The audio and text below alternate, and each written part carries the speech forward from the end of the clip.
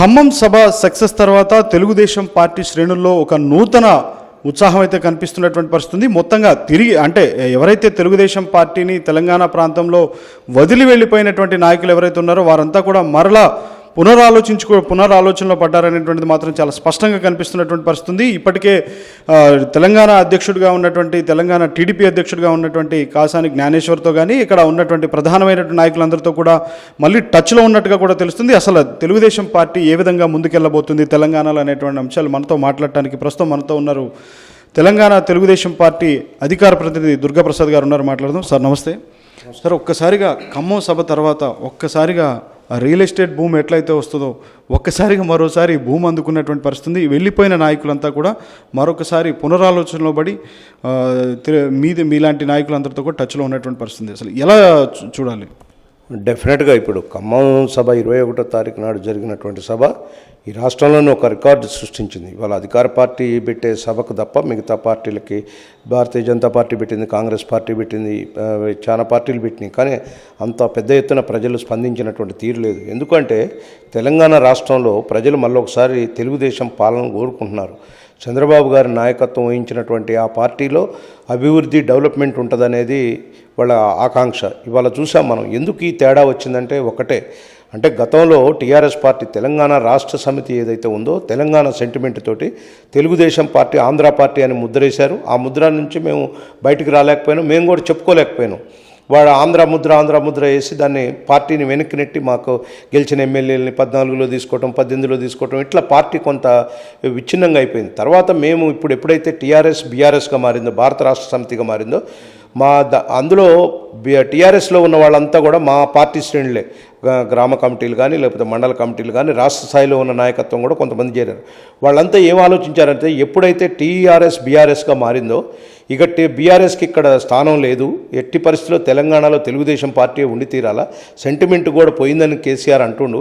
కాబట్టి ఇప్పుడు మనం తెలుగుదేశం పార్టీ 2 రాష్ట్రాల్లో ఆంధ్రప్రదేశ్లో ఉంది, తెలంగాణలో ఉంది. మేము ఎప్పుడు కూడా దేశంలో విస్తరించాలా, దేశంలో ఏదో చేయాలనుకోవాలా, 2 రాష్ట్రాల్లో ఏర్పడ్డాం కాబట్టి జాతీయ పార్టీగా పెట్టుకున్నాం మేము. అలాంటి పరిస్థితుల్లో ఇవాళ తెలుగువారి కోసం పుట్టిన తెలుగుదేశం పార్టీ, మేము ఎప్పుడో చెప్పాం భౌగోళికంగా విడిపోయాం, అన్నదమ్ముల్లాగా కలిసి ఉండాలని. మొన్న కూడా చంద్రబాబు నాయుడు గారు కూడా అదే మాట చెప్పారు. కాబట్టి ఆ మాట చెప్పిన తర్వాత తెలంగాణలో ఉన్నటువంటి సామాజిక తెలంగాణ కావాలనుకునే బడుగు బలహీన వర్గాల వాళ్ళందరూ కూడా నాయకత్వం వహించేవాళ్ళు కానీ కింద ఓటర్స్ కానీ తెలుగుదేశం పార్టీ మళ్ళీ ఒకసారి ఉండాలని చెప్పి మొన్న మీరంతా చూశారు, మీడియా కూడా. అసలు పెద్ద ఎత్తున మేము కనీసం వెహికల్స్ కూడా పెట్టలేని పరిస్థితి మేము, ఎందుకంటే 18 సంవత్సరాలు ఇక్కడ అధికారంలో లేకుండా ఉన్నాం.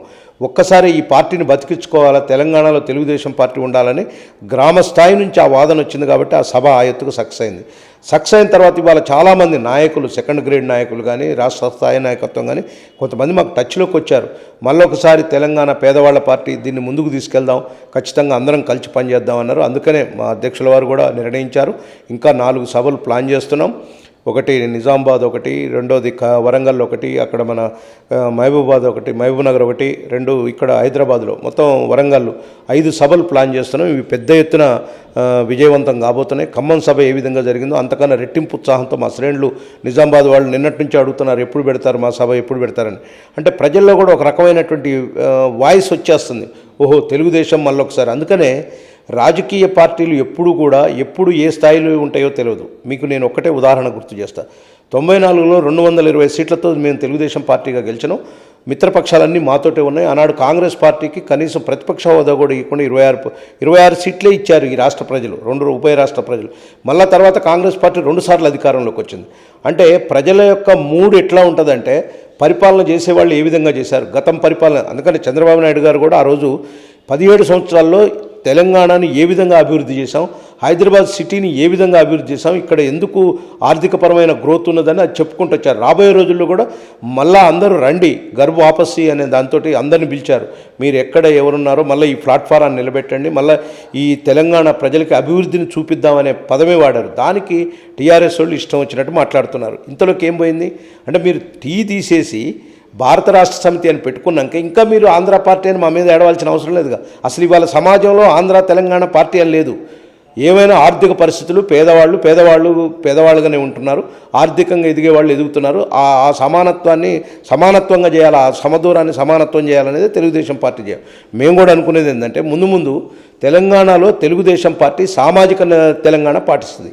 ముఖ్యంగా మీ అందరికీ తెలుసు, తెలుగుదేశం పార్టీ బీసీల పార్టీ. మొదటి నుంచి స్వర్గీయ ఎన్టీ రామారావు గారు హైదరాబాద్లో హిమాయత్ నగర్లో పెట్టిన నాటి నుంచి కూడా తెలంగాణ ప్రాంతంలో ఎక్కువ భాగం బీసీలకు, ఎస్సీ ఎస్టీ మైనారిటీ బీసీలకు అందరికి కూడా ప్రాతినిధ్యం వహించను, రాజకీయంగా పెద్దగా తీసుకొచ్చను అందరినీ, బీసీ వర్గాలైతే, ఎస్సీ వర్గాలైతే, ఎస్టీ వర్గాలైతే. అయితే అలాంటి ప్లాట్ఫారం ఉన్నది. మేము ఒకప్పుడు గవర్నమెంట్లో ఉన్నప్పుడు 96 సీట్లు కలిగి ఉన్నాం. ఇక్కడ ఈవెన్ ప్రతిపక్షంలో ఉన్నప్పుడు కూడా 43 సీట్లు కలిగి ఉన్నాం. ఎప్పుడు కూడా తెలంగాణ ప్రజలు తెలుగుదేశం పార్టీని ఇగ్నోర్ చేయాల. మేము నాయకత్వం కొంత వీక్ కావటం వలన అట్లయింది. ఈవెన్ ఉద్యమ కాలంలో కూడా 2014లో మేము బీజేపీతో పోతే మాకు 28% ఓటు పర్సెంట్, 15 సీట్లు మాకు, బీజేపీకి 5 సీట్లు ఇచ్చారు. తెలంగాణ ప్రజలు ఎప్పుడూ తెలుగుదేశం పార్టీని ఆదరించారు. మళ్ళొక్కసారి నిన్న సభతోటి డెఫినెట్గా తెలంగాణ రాబోయే రోజుల్లో తెలుగుదేశం పార్టీకి ప్రజలు పెద్దపీట వేయబోతున్నారు. సార్, ఇప్పుడు తెలుగుదేశం పార్టీ పరిస్థితి చూస్తే, ఎందుకంటే వాస్తవానికి అన్ని పార్టీలు కూడా ఒక్కసారిగా విస్మయానికి గురైనటువంటి పరిస్థితి ఉంది మొన్న ఖమ్మం సభతో. ఎందుకంటే ఎక్కడ చూసినా కానీ కార్యకర్తలు ఆ స్థాయిలో తరలి రావడం భారీగా, దగ్గర 3 లక్షల మంది ఈ పైచిలుకుగా వచ్చినటువంటి పరిస్థితి. కానీ నాయకత్వం మాత్రం నాయకులు లేకుండా లోపించినటువంటి పరిస్థితి. కార్యకర్తల బలం ఉంది. ఒక్కసారిగా టీఆర్ఎస్ అనేది బీఆర్ఎస్ అయిన తర్వాత ప్రత్యామ్నాయంగా ఇక టీఆర్ఎస్ కాదు, టీడీపీ వైపే ప్రజలందరూ చూపు ఒక్కసారిగా కేంద్రీకృతం అవడానికి ప్రధాన కారణం ఏమనుకుంటారు, ఇతర పార్టీలు కాకుండా? ప్రధాన కారణం ఇవాళ ఈ రాష్ట్రంలో ఉన్న యువకులు, మీరు బాగా గమనించండి, చంద్రబాబు నాయుడు గారి సభకు యువకులే ఎక్కువ వచ్చారు. ఈ రాష్ట్రంలో ఉన్న యువకులు జనరల్గా టీఆర్ఎస్ పార్టీ ఏ నినాదంతో వచ్చిందండి? నిధులు నియామకాలు అని చెప్పి వచ్చింది, నీళ్లు అని చెప్పింది. నీళ్లు దారికి వదిలేశారు, నియామకాలు లేవు, నిధులు లేవు. నిధులు సర్ప్లస్ బడ్జెట్ 17,000 కోట్ల ఉన్న సర్ప్లస్ బడ్జెట్ని వాళ్ళు 5 లక్షల కోట్లకు అప్పుకు తీసుకుపోయారు వాళ్ళు. సరే, వాళ్ళు ఏం చేశారు ఏందనేది అది శ్వేతపత్రం అడుగుతున్నాం, వాళ్ళు ఇవ్వట్ల. రెండోది, వాళ్ళ యువత, తెలంగాణ యువత మొత్తం కూడా ఎప్పుడైతే తెలంగాణ పదం తీసి భారత రాష్ట్ర సమితి పెట్టిండో, లేదు తెలుగుదేశం పార్టీ వల్లే ఈ రాష్ట్రం అభివృద్ధి అవుతుంది, తెలంగాణ ప్రాంతం అభివృద్ధి అయింది. గతంలో కూడా చంద్రబాబు గారు ఇక్కడ చేసినటువంటి 2020 విజన్ తోటి తెలంగాణ అభివృద్ధి అయింది. రాబోయే రోజుల్లో కూడా మళ్ళీ ఒక విజన్ పెట్టి పరిపాలన చేపిస్తాడు చంద్రబాబు నాయుడు గారు, ఖచ్చితంగా తెలుగుదేశం పార్టీ. అదొక్క కారణమే కాకుండా ఇవాళ జ్ఞానేశ్వర్ గారు లాంటి వ్యక్తి, అంటే బడుగు బలహీన వర్గాలకు ప్రాతినిధ్యం వహించినటువంటి వ్యక్తి, 93 కులాల గౌరవాధ్యక్షులుగా ఉన్నారు వారు ఒక సామాజికంగా, అంటే బీసీ కాన్సెప్ట్తో ఉన్న వ్యక్తి. మా పార్టీ వారే గతంలో తెలుగుదేశం పార్టీలో జడ్పీ చైర్మన్గా చేసిన వారే మళ్ళా మా పార్టీకి వచ్చి బీసీ క్యాడర్ని అంతా సమాయత్తం చేసి ఈ పార్టీని ముందుకు తీసుకెళ్తున్నారు. వారి మీద ఉన్న నమ్మకంతో కూడా కొంత తెలంగాణ యువత కూడా జ్ఞానేశ్వర్ గారు ఒకప్పుడు టీచర్స్ విషయంలో కానీ, కొన్ని ఎక్కడ ఉద్యోగస్తుల విషయంలో కానీ లిబరలైజేషన్ ఉన్నది, ఆయనకు ఆ దూరదృష్టి ఉంది. కాబట్టి జ్ఞానేశ్వర్ గారి నాయకత్వంలో ఖచ్చితంగా మనం తెలుగుదేశం పార్టీలో ఇక్కడ డెఫినెట్గా మనం సాధించుకుంటామనేది యువతలో, మహిళల్లో, వ్యవసాయ కార్మికుల్లో అందరిలో వచ్చేసింది.